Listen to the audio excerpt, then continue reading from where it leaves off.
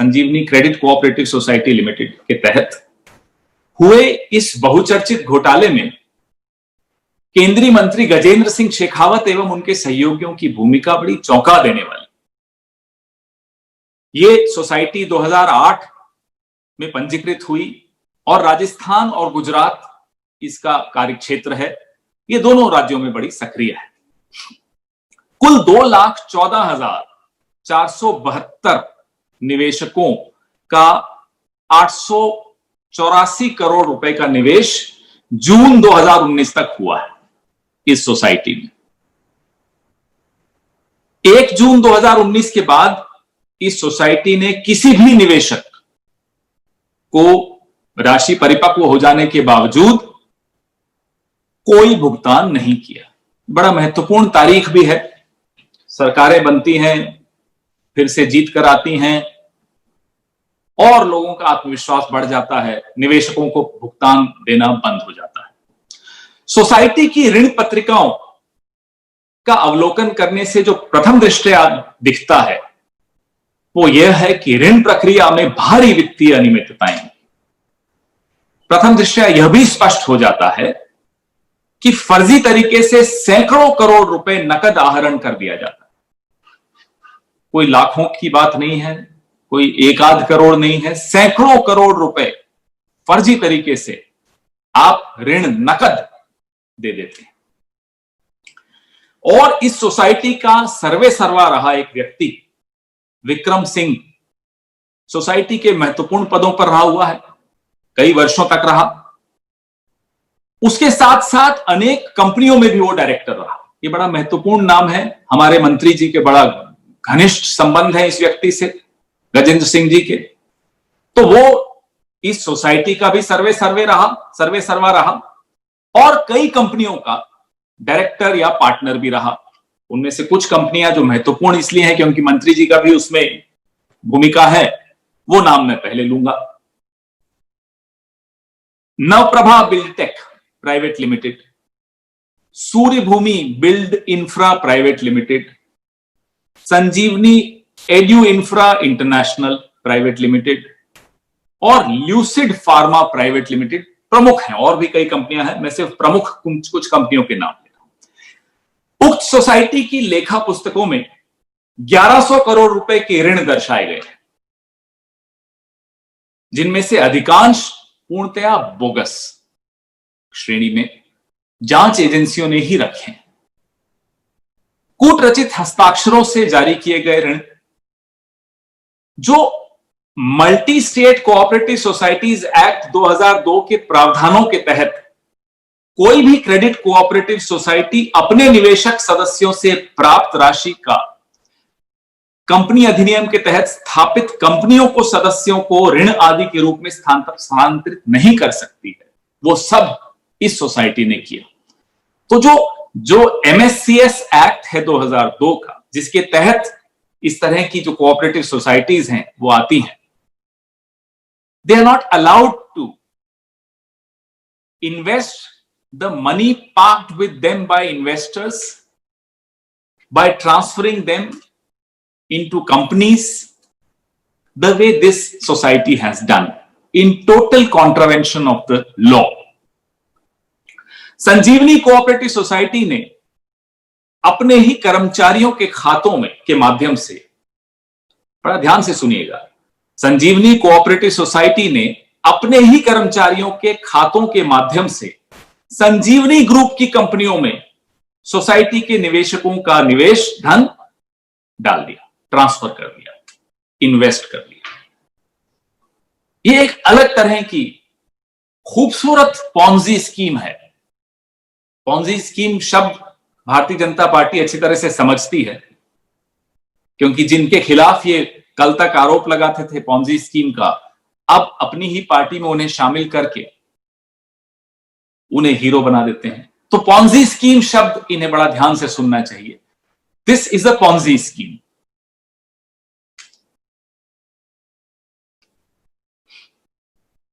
तो कर्मचारियों के बैंक खातों से संजीवनी ग्रुप की जो कंपनियां हैं, Navprabha buildtech private limited, Suryabhumi build infra private limited, ये जो प्रमुख जो दो शामिल हैं, इन सब में हस्तांतरित कर दिया गया एवं साथ ही साथ कर्मचारियों के बैंक खातों में भारी मात्रा में करोड़ों रुपए नकद धन जमा करवाकर उन्हें भी बैंक के जरिए इन्हीं कंपनियों में स्थानांतरित कर दिया गया।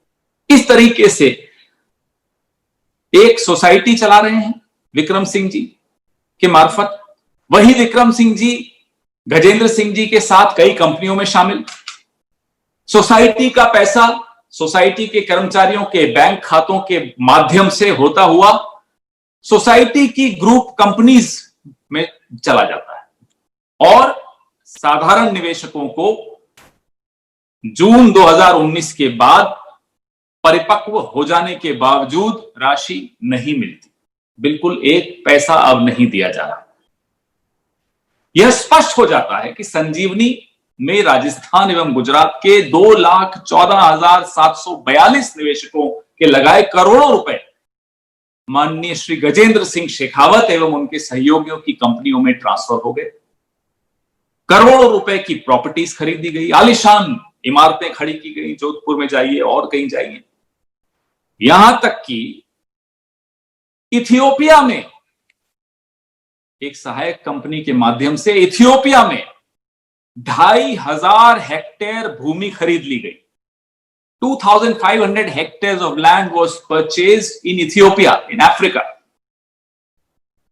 उसमें से 500 हेक्टेयर पे तो केले की खेती हो रही है साहब।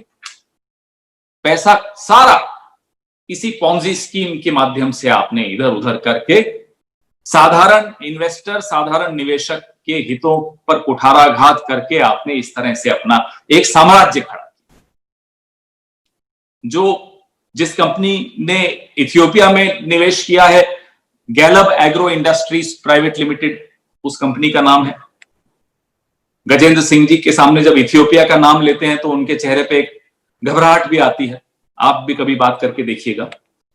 उक्त मामला बड़ा गंभीर इसलिए है कि गजेंद्र सिंह जी ना केवल इस सरकार के राजस्थान में एक चेहरे बना दिए गए हैं, चेहरा बन गए हैं, महत्वपूर्ण मंत्री हैं और राजस्थान में अपने पद और रसूख का दुरुपयोग करते हुए वो कुछ भी कर दें, निवेशकों के हितों के साथ कुठाराघात भी कर लें तो उन पर कोई एक्शन नहीं होता, कोई मामला नहीं बनाया जाता। न ईडी को उनका पता मालूम पड़ता है, भूल जाते हैं उनका एड्रेस, न सीबीआई को उनका पता मालूम है, न इनकम टैक्स डिपार्टमेंट को उनका पता मालूम है, न जो वित्तीय अनियमितताओं की एजेंसीज हैं और एसएफआईओज हैं, न उनको इनका पता मालूम। Gajendra Singh Shekhawat has no address for these agencies. जाहिर सी बात है, यदि गजेंद्र सिंह शेखावत का नाम राजस्थान में लोकतांत्रिक मूल्यों की हत्या में शामिल एक अपराधी के रूप में सामने आता है तो प्रश्न उठता है कि ये ऑपरेशन लोटस जो राजस्थान में चलाया जा रहा है, गजेंद्र सिंह शेखावत जी के सानिध्य में चलाया जा रहा है, उसका धन कहां से आ रहा है, पैसा कहां से ला रहे हैं गजेंद्र सिंह शेखावत जी, ये प्रश्न उठते हैं। और ऐसे कई प्रकरणों में उनके उत्तर ढूंढने की चेष्टा भी होती है। सार्वजनिक पटल पर, सोशल मीडिया पर हमने, आपने, सबने आवाज सुनी गजेंद्र सिंह शेखावत जी की, अभी पिछले सप्ताह सुनी, मधुर वाणी उनकी सुनाई दी। सरेआम लोकतंत्र की हत्या करते हुए उनकी आवाज सुनाई दे रही है। कांग्रेस पार्टी आज आपके माध्यम से यह मांग करती है कि इस 884 करोड़ रुपए के संजीवनी घोटाले में शामिल केंद्रीय मंत्री श्री गजेंद्र सिंह शेखावत का इस्तीफा तुरंत लिया जाए और सार्वजनिक जीवन में पारदर्शिता कैसे लानी चाहिए उसका एक तो उदाहरण मोदी जी आप दे दीजिए। 6 साल हो गए, एक उदाहरण नहीं दे पाया कि कैसे पारदर्शी होना चाहिए सार्वजनिक जीवन। हमने कई बार उदाहरण दिए, ऐसे गलत आरोप लगे तब भी हमने ये उदाहरण दिए। यहां तो दूध का दूध और पानी का पानी है, आवाज टेप पर सुनाई देती है, कागज सबके सामने है, करोड़ों करोड़ों रुपए का घपला हो रहा है, विधायकों की खरीद फरोख्त इधर हो रही है, उधर इथियोपिया में जमीनें खरीदी जा रही हैं, आलीशान बिल्डिंगें बनाई जा रही हैं और गजेंद्र सिंह शेखावत जी आज भी कैबिनेट में मंत्री हैं, मुख्यमंत्री बनने के ख्वाब भी देख रहे हैं। नरेंद्र मोदी जी, अगर आप पारदर्शिता में लेश मात्र भी यकीन रखते हैं तो आज आपको गजेंद्र सिंह शेखावत का इस्तीफा ले लेना चाहिए, मांग लेना चाहिए। धन्यवाद। मैं अब कुछ अंग्रेजी में इसका तर्जुमा करूंगा, उसके बाद आपके प्रश्न लूंगा। Yesterday, a court in Jaipur ordered an inquiry into a multi-crore, actually 884 crore rupees Ponzi scheme called the Sanjeevani Credit Cooperative Society scheme. This credit cooperative society was registered in 2008, and the most important person of this society, called Vikram Singh, was not only an office bearer, an important office bearer of this society for several years, but he also was a director or a partner of some companies. Some of them important, therefore I'll name those companies because they are directly connected with Union Minister Gajendra Singh Shekhawat. Navprabha Buildtech Private Limited, Surya Bhumi Build Infra Private Limited, Sanjeevani Edu Infra International Private Limited, and Lucid Pharma Private Limited. These are some of the companies, there are many more. So this Sanjeevani, I'll explain the modus operandi to you. The Sanjeevani Cooperative Society Rajasthan is active in two states, Rajasthan and Gujarat. Till June 2019, 2,14,472 investors have invested 884 crore. The exact amount is 883.88 crore rupees in this society. They stopped getting their interest or anything from this society from 1st June 2019 onwards. Nobody is getting anything from the society despite putting in their hard-earned money in the society. Well, it could be a coincidence that it was in May, June 2019 that this government came back to power. Gajendra Singh Shekhawat became an MP again, and then he's a minister now. Could be a coincidence, but a very interesting coincidence nevertheless. In the books, if you see the loan books of the and the account books of the society, roughly around 1100 crore rupees has been shown as loan. And the prima facie investigations show most of them to be bogus loans, which have used fake signatures, 15 loans in the same handwriting given to this on the same day, same amount, written by the same person, no KYC norms, so on and so forth. A huge scam there.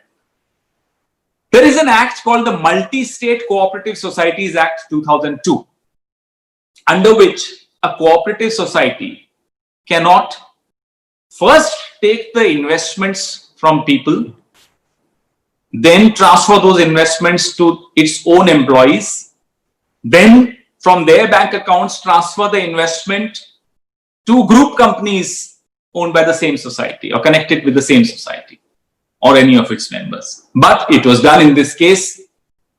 There is some strange confidence that comes into the powers that be these days we see. They are not afraid of anything. They know that the CBI, the Enforcement Directorate, the SFIO, the Income Tax Department will not focus on their addresses, on their account books, on their scams. This is one such example. So the money of the society is lent to some of its office bearers. From there it goes to the companies like Navprabha and Surya Bhumi Build Infra Private Limited.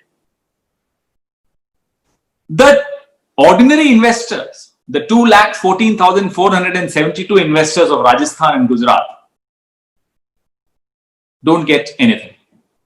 Everything is siphoned off through shell companies, and then huge buildings are built, huge properties are acquired, not just in Rajasthan, but also in Ethiopia, in Africa. 2,500 hectares of land is bought in Ethiopia, of which 500 hectares you will see banana cultivation.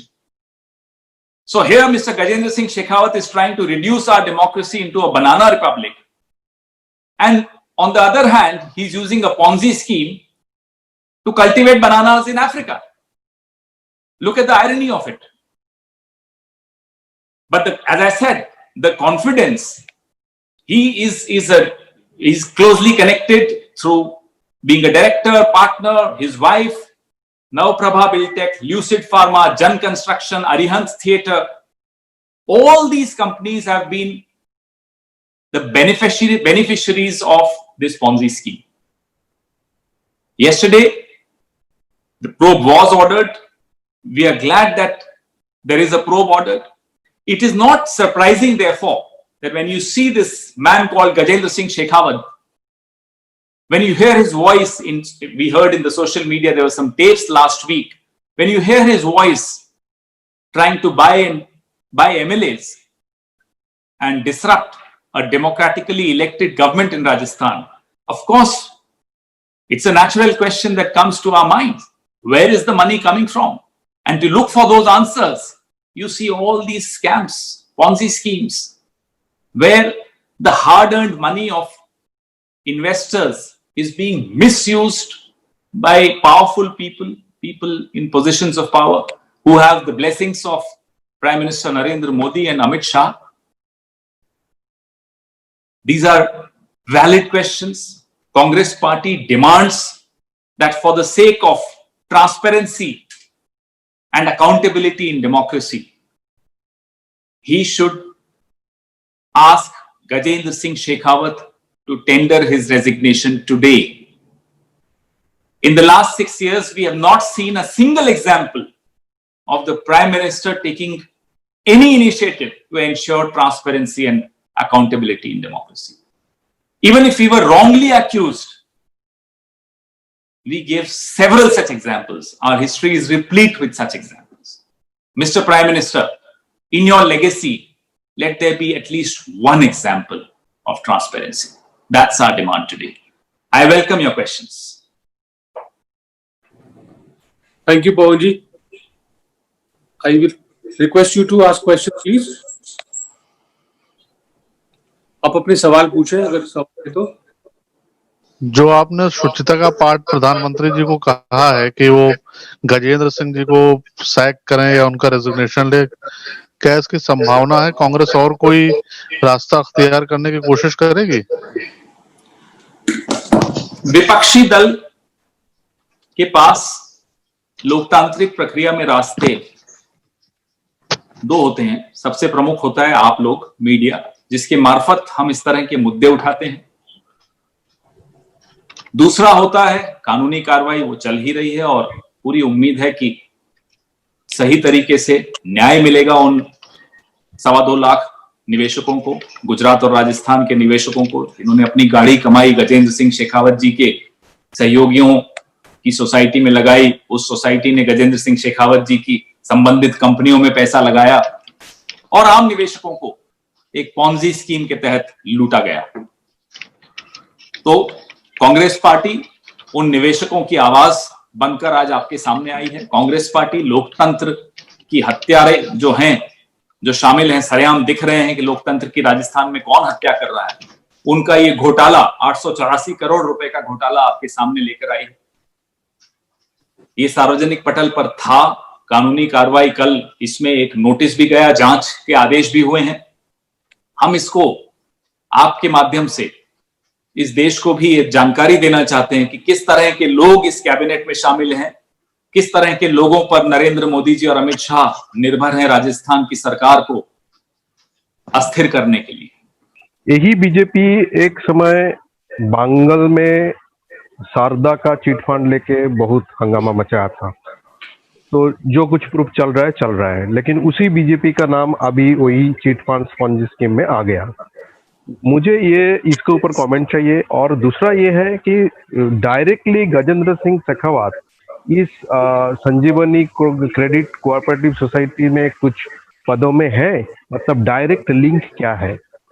जो कंपनियों का मैंने आपको नाम लिया, मैं आपके दूसरे प्रश्न का उत्तर पहले दे रहा हूं। जिन कंपनियों का मैंने आपको नाम दिया, उन कंपनियों में गजेंद्र सिंह जी और उनकी धर्मपत्नी शामिल हैं। कुछ में पहले थे अब नहीं है, कुछ में अब भी हैं। और संजीवनी में जो विक्रम सिंह जो सबसे कई वर्षों तक उसका सर्वे सर्वा रहा 2008 से 2014 तक, और उसके बाद भी उसका पूरा उसी की तूती उसमें बोलती थी, वह विक्रम सिंह इन्हीं कंपनीज में गजेंद्र सिंह जी के साथ कुछ कंपनीज में डायरेक्टर है, कुछ में पार्टनर है। ये स्पष्ट सरेआम सामने दिखता हुआ ओपन एंड शट जिसको अंग्रेजी में कहते हैं केस। करेक्ट। आपने कहा भारतीय जनता पार्टी, तो भारतीय जनता पार्टी पहले तो आरोप लगाती है, और जिन पर आरोप लगाती है वो अगर उस पार्टी में शामिल हो जाते हैं, भारतीय जनता पार्टी में, फिर वो दूध के धुले हो जाते हैं। आपने शारदा स्कैम का नाम लिया, उसमें भी कई जिनकी भूमिका रही है, कुछ लोगों के खिलाफ व्हाइट पेपर और ब्लैक पेपर और तमाम तरह के पेपर निकालने वाली भारतीय जनता पार्टी आज उनको पदों पर आसीन कराकर बैठी है। ये बंगाल आसाम की ही बात नहीं है, देश के अनेक राज्यों में ऐसे उदाहरण आपको मिल जाएंगे जहां भारतीय जनता पार्टी पहले आरोप लगाती है, फिर उनको अपने साथ शामिल करती है, फिर उन आरोपों को भूल जाती है और उन्हीं लोगों को बड़े बड़े पदों पर आसीन करा देती है। वो तो एक उदाहरण हुआ। यहां गजेंद्र सिंह शेखावत के संरक्षण में चलती हुई एक पॉन्जी स्कीम, जिसके एक तरह से लाभार्थी अगर किसी को कहें तो गजेंद्र सिंह शेखावत जी और उनका परिवार और उनकी कंपनियां हैं, सरेआम सबके सामने हो रहा है। मामला की जांच शुरू हो रही है, तो जब तक जांच हो जाए तब तक तो पद से इनको मुक्त हो ही जाना चाहिए, ताकि जांच को प्रभावित नहीं कर पाए। यहां इनको एक महत्वपूर्ण मंत्री पद दे रखा है, वहां राजस्थान की सरकार गिराने का ही समय है और कोई काम करने का समय नहीं है। ऐसे व्यक्ति को इस पद से मुक्त कर देना चाहिए, ताकि अब वो अपनी कानूनी लड़ाई लड़े और कानूनी तरीके से लड़े। जैसे शारदा में सीबीआई इंक्वायरी हुआ था, इसमें भी आप सीबीआई इंक्वायरी का कुछ डिमांड करेंगे? कोर्ट ने कल एक आदेश जारी किया है, जयपुर की एक अदालत ने एक आदेश जारी किया है। हमारी आज इस प्रेस वार्ता के माध्यम से एक स्पष्ट मांग है, गजेंद्र सिंह शेखावत जी को आज इस्तीफा देना चाहिए। अब एक नीति होती है, एक नैतिकता होती है। नीति और नैतिकता दोनों के तहत गजेंद्र सिंह शेखावत को एक पल भी अपने पद पर बने रहने का कोई अधिकार नहीं है।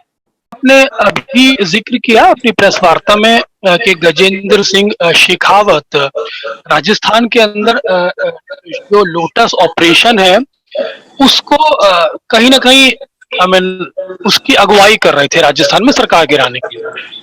आज मुख्यमंत्री ने सरकार को गवर्नर को राजस्थान के पत्र लिखकर मांग भी किया, और साथ ही साथ उन्होंने गवर्नर पर एक सवाल भी खड़ा किया कि वो समय नहीं दे रहे हैं। तो उनकी इंटेंशन पे सवाल किया गवर्नर की, आखिर इतना समय क्यों लग रहा है जब प्रदेश का मुख्यमंत्री सत्र बुलाने की मांग कर रहा है। तो इन दोनों सिचुएशंस पर आपकी क्या प्रतिक्रिया है? गजेंद्र सिंह शेखावत जी की आवाज की वाणी हम सबने सुनी पिछले सप्ताह टेप पर। वॉइस सैंपल देने की वो हिम्मत नहीं जुटा पा रहे हैं, बचते फिर रहे हैं वॉइस सैंपल देने से। वॉइस सैंपल दे दीजिए, दूध का दूध पानी का पानी हो जाएगा कि आपकी आवाज है या नहीं, स्पष्ट हो जाएगा। तो चोरी करते हुए कोई पकड़ा जाए और उसका पहला प्रश्न ये हो कि क्या मुझे कानूनी तौर पे पकड़ा जा रहा है? अरे आप सरेआम पकड़े जा रहे हो, आपकी आवाज सुनाई दे रही है, वॉइस सैंपल दे दीजिए। भारतीय जनता पार्टी में राजस्थान में 4 गुट हैं। 4 तो हम जो जानते हैं, वो हो सकता है 5 भी हों। उनमें से एक गुट गजेंद्र सिंह शेखावत जी का गुट है। उनकी आवाज सबके सामने है। अब हम ये आपके सामने ये एक पॉन्जी स्कीम का संजीवनी घोटाला लाए हैं, जिसकी जांच के आदेश कल राजस्थान में जयपुर की एक अदालत ने दिए हैं। एक और कारण बनता है कि गजेंद्र सिंह शेखावत को इस्तीफा दे देना चाहिए जब तक जांच पूरी नहीं हो जाती। सर, साथ ही साथ मेरा सप्लीमेंट्री क्वेश्चन ये है कि क्या राजस्थान की पुलिस इस मामले में जांच कर सकती है, क्योंकि स्टेट इशू भी है? ये पॉन्जी स्कीम में राजस्थान पुलिस एसओजी को ही आदेश है, वही जांच करेगी। आपने दूसरा प्रश्न भी पूछा राज्यपाल महोदय का। जी। क्या दबाव है राज्यपाल पर, वो सबके सामने आ ही रहा है। आप मानेसर में एक जगह पर हमारे कुछ एमएलएस को इकट्ठा रख रहे हैं, आपकी देखरेख में सारा ऑपरेशन लोटस हो रहा है। अदालत में आप ही केंद्र सरकार को पार्टी बनाने के लिए चेष्टा करते हैं। हर जगह आपकी छाप दिख रही है। अगर एसओजी मानेसर जाती है तो हरियाणा पुलिस सामने खड़ी हो जाती है उन विधायकों का वॉइस सैंपल लेने से रोकने के लिए, एक जांच में बाधा डालने के लिए। तो ये तो स्पष्ट हो जाता है कि ये ऑपरेशन लोटस है। राज्यपाल एक संवैधानिक पद पर बैठे हैं, उन्हें हम पूरी उम्मीद करते हैं कि किसी ऐसे ऑपरेशन को अपना आशीर्वाद नहीं देंगे और न्याय संगत, संविधान संगत बात करेंगे। राजस्थान में असेंबली सेशन अगर माननीय मुख्यमंत्री जी चाहते हैं तो ये होना ही चाहिए। किस बात का डर है भारतीय जनता पार्टी को हमें नहीं मालूम, किस बात की घबराहट है हमें नहीं मालूम। कोरोना का एक महामारी पूरे देश में है। राजस्थान ने उदाहरण पेश किए हैं पूरे देश को ही नहीं, विश्व को भी, भीलवाड़ा मॉडल के। ऐसे में एक चुनी हुई सरकार को अस्थिर करने के प्रयास किसी के सामने छिपे नहीं है, जनता माफ नहीं करेगी। सुप्रीम कोर्ट की रूलिंग है इस बारे में, आपके पास है वो, उसका वो जो ऑपरेटिव पार्ट है वो भी बता दें इनको कि गवर्नर जो है वो बाध्य है सत्र बुलाने के लिए अगर कैबिनेट और उनसे डिमांड। गवर्नर के हाथ बंधे हुए हैं। ऐसी judgments Nabam Rebia and Bamang Felix versus deputy speaker Arunachal Pradesh legislative assembly 2016 की एक ऑर्डर है, मैं आपके साथ वो भी शेयर करेंगे प्रणव जी, हम आपको अभी जब प्रेस रिलीज के साथ वो भी भेज देंगे। तो राज्यपाल के हाथ पूरी तरह से बंधे हैं। उनका ये फर्ज बनता है कि जो मुख्यमंत्री जी और विधायक दल के नेता कह रहे हैं वो उन्हें करना होगा। आज नहीं कल करना होगा, करना तो होगा, मना नहीं कर सकते।